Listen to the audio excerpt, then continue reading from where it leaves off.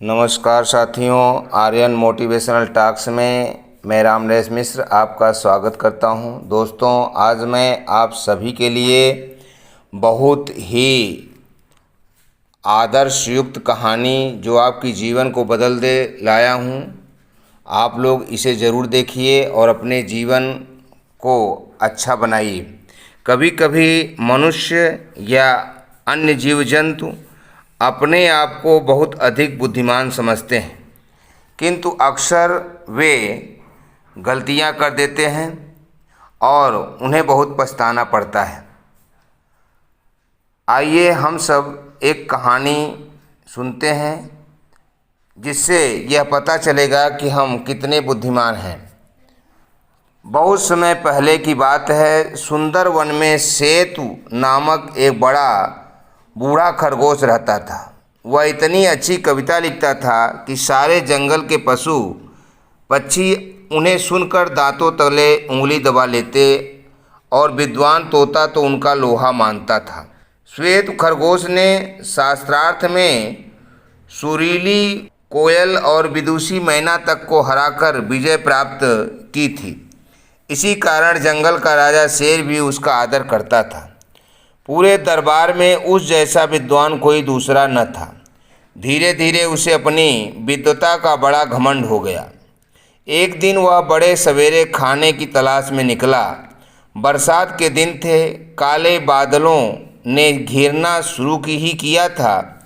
मौसम की पहली बरसात होने ही वाली थी। सड़क के किनारे जामुन के पेड़ काले काले जामुनों से भरे झुके हुए थे। बड़े बड़े काले काले रसीले जामुनों को देखकर श्वेत के मुंह में पानी भर आया। एक बड़े से जामुन के पेड़ के नीचे जाकर उसने आंखें उठाई और ऊपर देखा तो नन्हे तोतों का एक झुंड जामुन खाता दिखाई दिया। बूढ़े खरगोश ने नीचे से आवाज़ दी, प्यारे नातियों, मेरे लिए भी थोड़े से जामुन गिरा दो। उन नन्हे तोतों में मिट्ठू नाम का एक तोता बड़ा शरारती और चंचल था। वह ऊपर से ही बोला, दादाजी, यह तो बताइए कि आप गरम जामुन खाएंगे या ठंडी। बेचारा बूढ़ा श्वेत खरगोश हैरान होकर बोला, भला जामुन भी कहीं गरम होते हैं? चलो मुझसे मजाक न करो, मुझे थोड़े से जामुन तोड़ दो। मिट्ठू बोला, अरे दादाजी, आप ठहरे इतने बड़े विद्वान, यह भी नहीं जानते कि जामुन गर्म भी होते हैं और ठंडे भी? पहले आप बताइए कि आपको कैसे जामुन चाहिए। भला इसे जाने बिना मैं आपको कैसे जामुन दूंगा? बूढ़े और विद्वान खरगोश की समझ में बिल्कुल भी न आया कि जामुन गर्म भला कैसे होंगे। फिर भी वह उस रहस्य को जानना चाहता था, इसलिए बोला, बेटा, तुम मुझे गर्म जामुन ही खिलाओ, ठंडे तो मैंने बहुत खाए हैं। नन्हे मिट्ठू ने बूढ़े श्वेत की यह बात सुनकर जामुन की एक डाली को जोर से हिलाया। पके पके जामुन नीचे धूल में बिछ गए। बूढ़ा श्वेत उन्हें उठाकर धूल फूंक फूंक कर खाने लगा। यह देखकर नन्हे मिट्ठू ने पूछा, क्यों दादाजी, जामुन खूब गर्म है ना? कहा, बेटा, ये तो साधारण ठंडे जामुन ही हैं।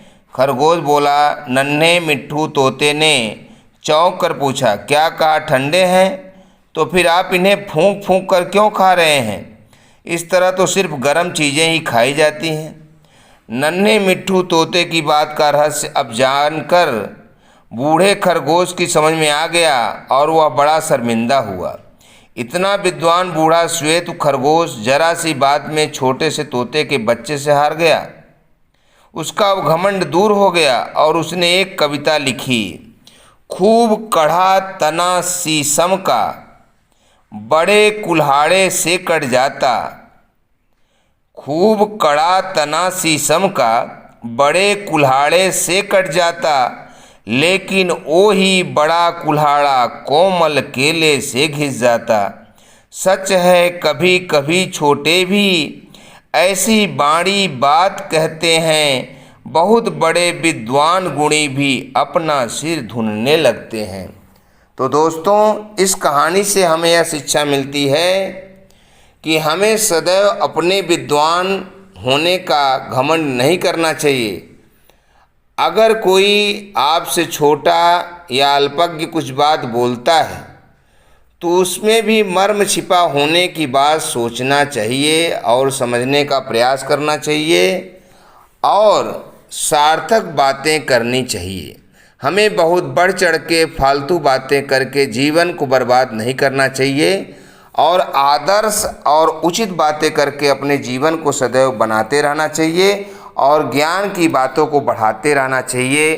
तो दोस्तों, आपको यह कहानी कैसे लगी हमें कमेंट बॉक्स में ज़रूर बताएं और यदि आप हमारे चैनल पर नए हैं तो इस चैनल को सब्सक्राइब कर लें, बेल आइकन की घंटी दबा दें, अपने दोस्तों में शेयर करें, लाइक करें।